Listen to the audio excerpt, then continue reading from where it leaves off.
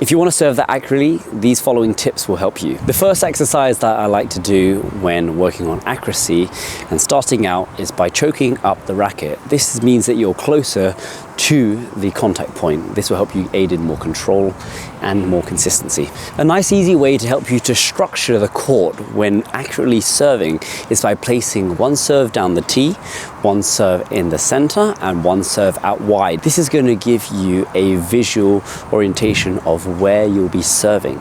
I like to use visual targets as it helps to challenge you and also gets you thinking about where you're actually striking the ball. We're now going to go into one of my favorite exercises.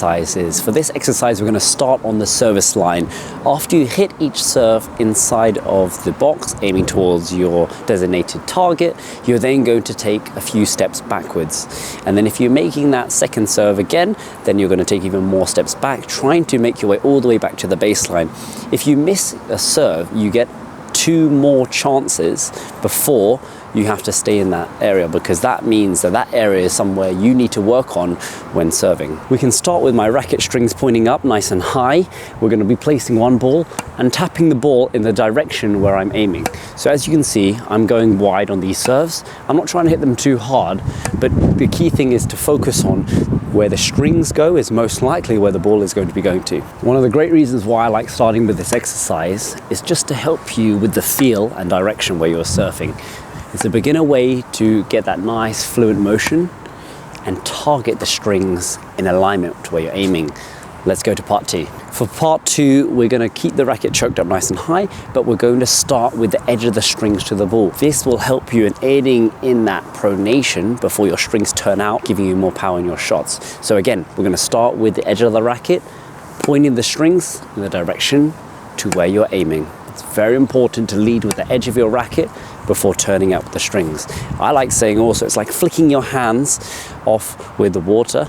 You're trying to flick them out just like you would pronate with your racket. We're now going to go into the half serve position. As you can see, my arm is in an L-shaped position. This is also known as your 90-90 position, 90 degrees above, 90 degrees below. So we're going to start in the 90-degree position. For this one, I'm going to be aiming out wide. Strings pointing wide, finishing nice and through. Again, one fluent motion, not trying to hit the ball too hard either.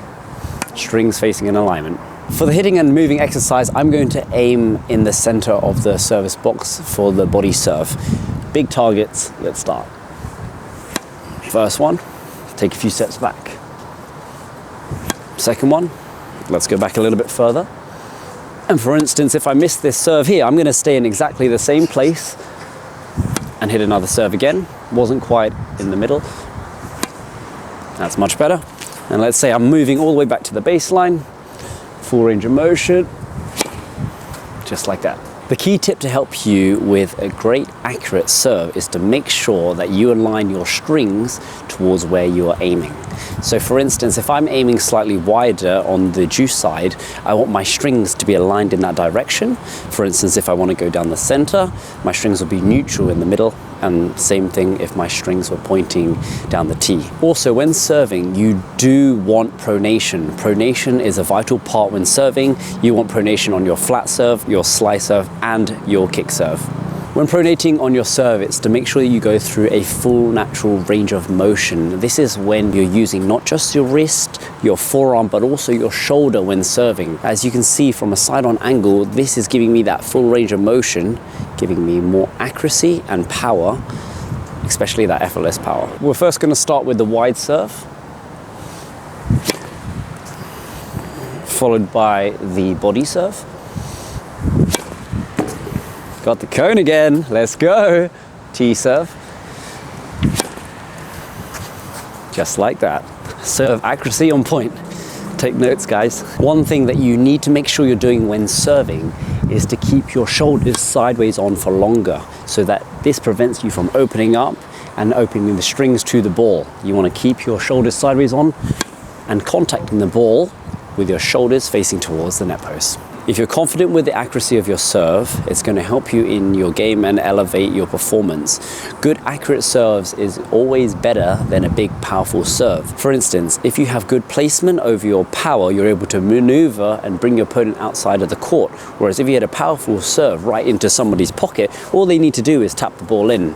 So you want to try to work on your accuracy when serving, and these tips are definitely going to help you. Gaining good consistency and accuracy on your serve can help you to boost your mental confidence. Even being at the baseline, I like starting with the half serve position, no jumping. This gives me a good chance to work on the accuracy of my serve and my full range of motion without having to add in the big body moving parts to my serve. One very important thing to remember when serving is that there is no substitute for repetition.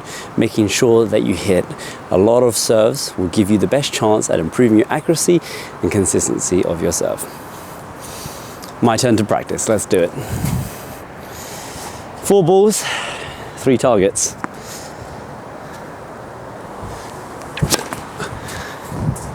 Oh, that nearly hit it. All right, middle.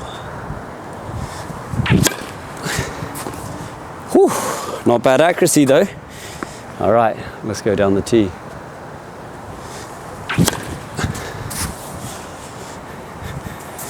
One for luck. Where shall I go? Favorite serve. Down the tee. Ah, I missed it. If you enjoy this tennis tips video on the serve accuracy, then be sure to check out how to improve the spacing on your forehand.